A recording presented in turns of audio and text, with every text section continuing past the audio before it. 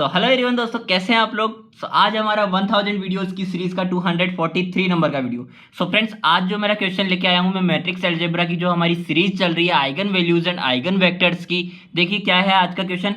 First of all तो आज जो मेरा क्वेश्चन है वो एक स्टेटमेंट को प्रूव करने को लेकर है, जो कि स्टेटमेंट क्या बोलता है, if A be a square matrix of order n then lambda 1 lambda 2 lambda 3 and up to lambda n is equals to determinant value of A matrix. Okay, जहां पे हमारे पास लैम्डा 1 लैम्डा 2 या लैम्डा 3 जो है वो इंडिकेट करता है characteristic roots को या फिर कह लीजिए आइगन वैल्यूज को। अब सबसे पहले तो ये जो स्टेटमेंट लिखा है ये स्टेटमेंट को ही आप समझिए कि ये क्या कहना चाहता है कि अगर आपके पास में कोई भी एक स्क्वायर मैट्रिक्स है, मान के चलिए उसका ऑर्डर 2 है, इट मींस 2 क्रॉस 2 की वो स्क्वायर मैट्रिक्स है, तो वहां पे eigen values lambda 1 and lambda 2 two eigen values exist करेगी एंड जिनका मल्टीप्लिकेशन जो है वो उसके डिटर्मिनेंट वैल्यू के इक्वल होगा। ओके, इसी तरह से अगर मैं इसी सीरीज में बात करूं कि अगर वो स्क्वायर मैट्रिक्स का ऑर्डर 3 है, इट मींस वो 3 क्रॉस 3 की एक स्क्वायर मैट्रिक्स है, तो वहां पे 3 आइगन वैल्यूज एग्जिस्ट करेगी and then lambda 1 lambda 2 and lambda 3 जो 3 आइगन वैल्यूज आई है उनका आपस में मल्टीप्लिकेशन जो है वो इक्वल होगा उस मैट्रिक्स की डिटर्मिनेंट वैल्यू के। ओके, आती है इतनी बात समझ में? ठीक है, अब बात करते हैं कि इसको हम प्रूव कैसे करेंगे।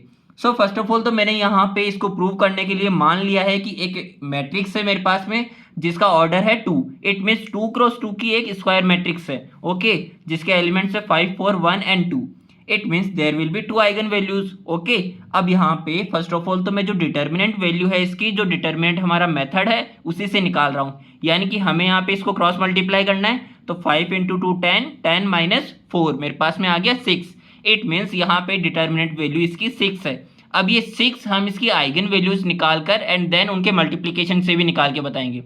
सबसे पहली बात तो ये आपके दिमाग में थॉट आएगा ही आएगा जरूर कि जब डायरेक्टली आप इस तरह से निकाल सकते हो तो आपको आइगन वैल्यूज निकाल कर उनके मल्टीप्लिकेशन से ही क्यों निकालना है डिटर्मिनेंट वैल्यू। ठीक है, तो इसका रिप्लाई भी मैं दूंगा टाइम आने पे। फर्स्ट ऑफ ऑल आ जाइए, आइगन वैल्यूज के लिए हम क्या बात करते हैं, हमें जिस भी मैट्रिक्स की आइगन वैल्यूज निकालनी है हमें उसके लिए कैरेक्टरिस्टिक इक्वेशन लिखनी पड़ती है। और अगर मैं ए मैट्रिक्स की कैरेक्टरिस्टिक इक्वेशन लिखने जाऊं तो मेरे पास में ए माइनस लैम्डा आई की डिटर्मिनेंट फॉर्म जो है वो इक्वेट होगी 0 के। इट मीन्स यहाँ पे ए मैट्रिक्स का जो ऑर्डर है, यानी कि 2 क्रॉस 2 की एक स्क्वायर मैट्रिक्स है ए, तो हमारे पास में जो आई है यानी कि जो आइडेंटिटी मैट्रिक्स है वो भी इसी ऑर्डर की होगी जिस ऑर्डर की हमारे पास में ए मैट्रिक्स है। ठीक है, तो यहाँ पे मैंने 5 4 1 2 माइनस में लैम्डा जो हमारी स्केलर क्वांटिटी है वो एंड देन आइडेंटिटी मैट्रिक्स हो जाएगी 2 क्रॉस 2 की, इसको लिख दिया है। ठीक है, अब देखिए यहाँ से 5 minus lambda and 2 minus lambda आ जाएगा और बाकी की वैल्यूज एज इट इज रहेगी क्योंकि यहाँ पे मेरे पास में 0 0 है। ठीक है, सो अनचेंज्ड रहेगा। अब देखिए जब मेरे को इसके डिटर्मिनेंट वैल्यू निकालनी है तो यहाँ पे इनके क्रॉस मल्टीप्लीकेशन से मेरे पास में आएगी क्वाड्रेटिक इक्वेशन एंड देन आप जानते ही हैं जब क्वाड्रेटिक इक्वेशन को मैं सॉल्व करूंगा तो क्वाड्रेटिक इक्वेशन के 2 फैक्टर्स होंगे और यहाँ पे 2 फैक्टर्स मेरे को मिलेंगे 1 एंड 6। ठीक है, तो देखिए अब अकॉर्डिंग टू प्रॉपर्टी अगर मुझे बात करनी है तो यहाँ पे इसकी डिटर्मिनेंट वैल्यू इक्वल होगी लैम्डा 1 एंड लैम्डा 2, यानी कि कैरेक्टरिस्टिक इक्वेशन से जो हमारे कैरेक्टरिस्टिक रूट्स निकल के आए हैं इनके मल्टीप्लिकेशन के इक्वल होगा हमारे पास में इसका डिटर्मिनेंट वैल्यू। ओके, तो इक्वेशन 1 एंड इक्वेशन 2 हमारे पास इक्वल है, इट मीन्स ये हेंस प्रूव्ड है हमारा स्टेटमेंट। अब बात करते हैं कि हमें इसकी नीड क्यों है। नोट में मैंने इसी बात का रिप्लाई दिया है, this property will be helpful in case whenever in a single question eigen values and the determinant value of the matrix will be asked।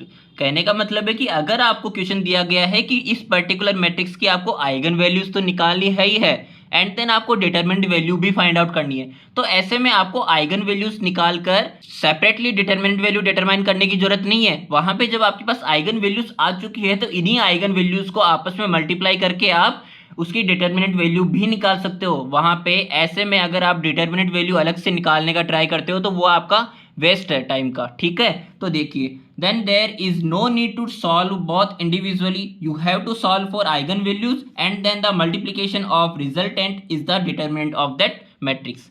दोस्तों ये था हमारा आज का वीडियो। थैंक यू सो मच देखने के लिए, मिलते हैं हमारे नेक्स्ट वीडियो में।